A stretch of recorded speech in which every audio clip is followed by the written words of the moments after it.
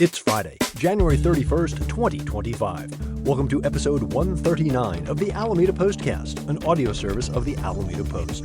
I'm your host, Scott Bueller. In this edition of the Postcast, the Planning Board discusses trees and inclusionary housing, crime in the news, busy times for the fire department as they welcome crews back to the island, dinner, and a show.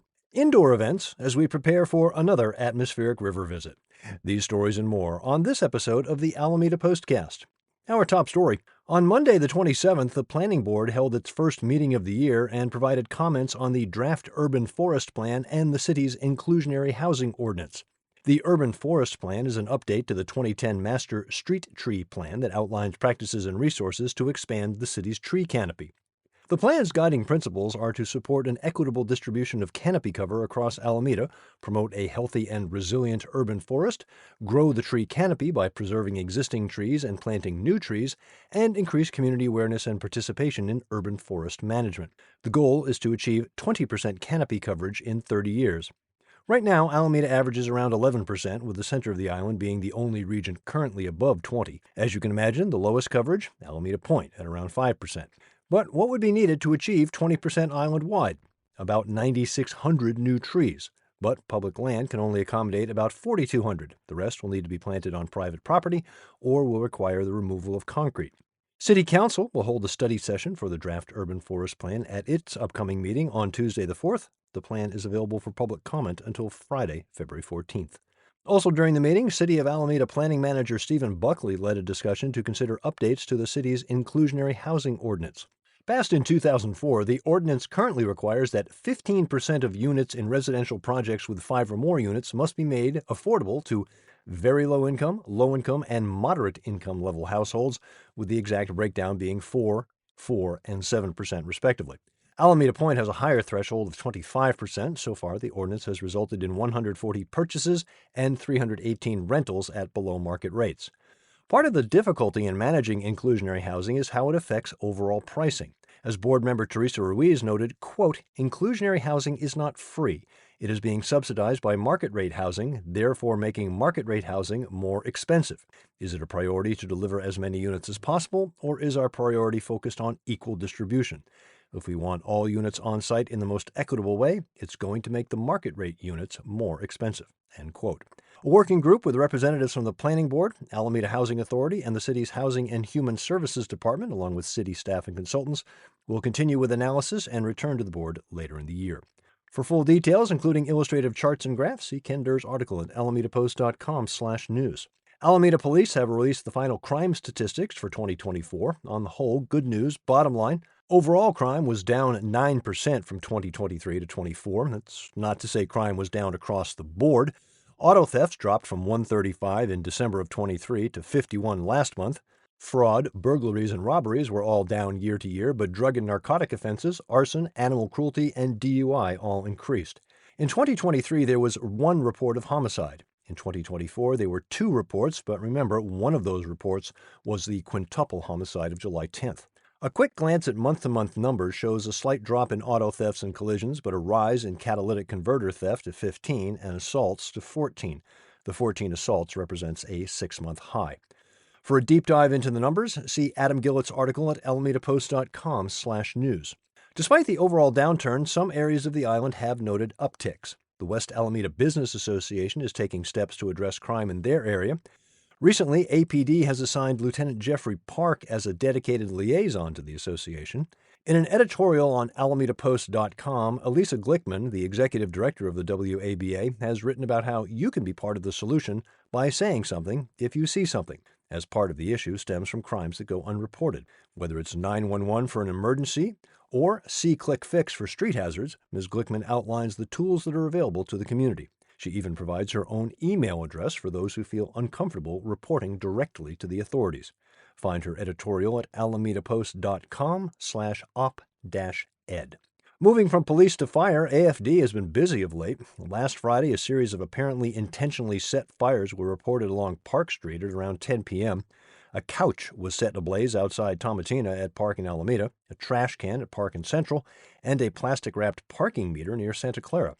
The fires were extinguished without further incident and did not spread to adjacent buildings. On Saturday evening, a fire was reported at the encampment area near the Main Street Dog Park by the ferry terminal. There were no injuries, and the cause is under investigation. Details at alamedapost.com/news. On Wednesday, the 29th, firefighters responded to the 600 block of Haight Street for a building fire. According to KRON News, 3 people were hospitalized and multiple residents were displaced. Social media reports showed the fire as next door to Bosco the Pig's house. Bosco's owner reports Alameda's favorite porker and the whole family are safe and sound. On Tuesday, AFD shared some good news via their Facebook page. OES Engine 409 and Strike Team 2801A have returned from their mutual aid assignments in Southern California, meaning all Alameda firefighters are now back from the LA area wildfires. Thank you for your service, folks. A couple of restaurants to talk about for different reasons. Let's start with Abigail's Moroccan Cuisine near Ballina Bay. They are back and open for business after a lengthy shutdown due to owner Jonathan Belkafia's heart attack on November 17th. He's been in and out of the hospital and is now in the process of determining if a transplant is required. Meanwhile, his wife and co-owner Fatima underwent back surgery earlier in January. The restaurant is open and could use a little love. Jean Chen spoke with the folks at Abigail's. Find her report at alamedapost.com/features. From food truck to brick and mortar, that's becoming more and more common these days, and that's the story behind Taco Fino, recently opened on Park Street. The Mexican fast casual spot is a Serrano family affair. Arcelio and Antonia Serrano's youngest son runs the restaurant's social media pages. In the center of the restaurant, you'll find a large replica of the Park Street Bridge, handmade by 23-year-old Eric. An entire wall is covered in a design created by the Serrano boys. You might smell meats being prepared by Arcelio, who has over 25 years of experience in professional kitchens, and you'll taste sauces developed by Antonia, who manages much of the business side of the restaurant. Taco Fino began as a food truck in January of 23 when they primarily sold food at Skylinks at Buchanan Fields Golf Course in Concord.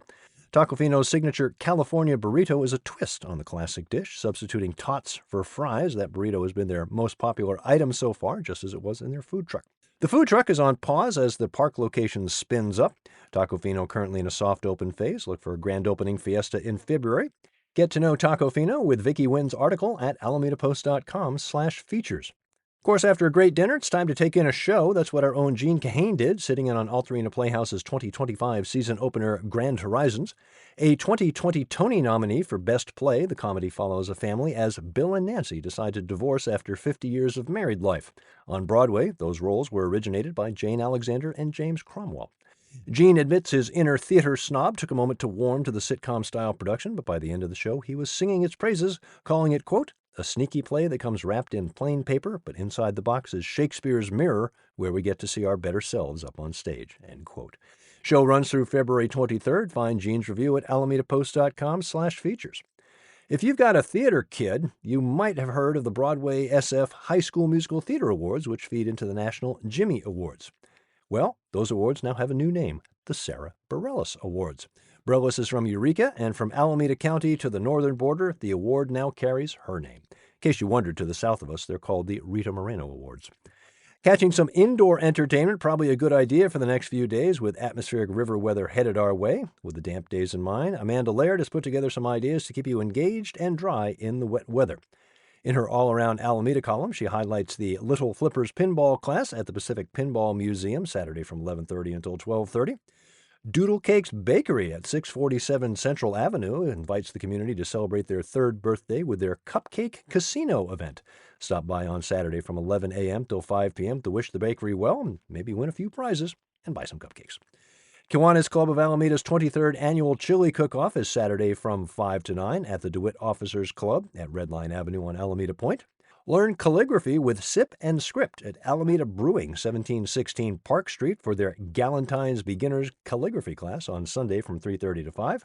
And Friends of the Alameda Free Library's annual used book sale is set for Wednesday, the 5th, through Saturday, the 8th. Head on over to the main branch on 1550 Oak Street. Details in the all-around Alameda column at alamedapost.com/features. Quick note on weekend events and the weather. With rain in the forecast, the Alameda Antiques Fair has postponed this week. So not this Sunday, but they'll be back next Sunday, February 9th. Keep up to date with all events at 94501.info. Thank you for your support of local news for Alameda. You can find us on all the usual social media outlets. You can find the Postcast wherever you get your podcast, or simply tell your smart device to play the Alameda Postcast podcast. I'm Scott Peeler, back next Friday with episode 140 of the Alameda Postcast.